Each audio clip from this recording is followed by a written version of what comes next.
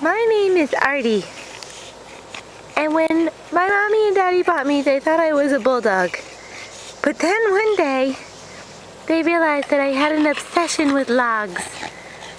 And it turns out that I'm actually a woodchuck.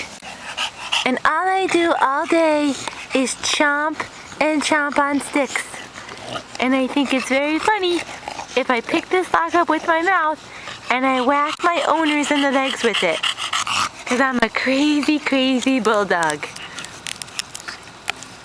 How does it taste, Artie? Is it good? Does it taste like ice cream? Boy, that looks delicious. I would love a bite of that big piece of log. Wow. Artie, what's it like? Holy mackerel. You're from the Loggers. You should be on the show Loggers.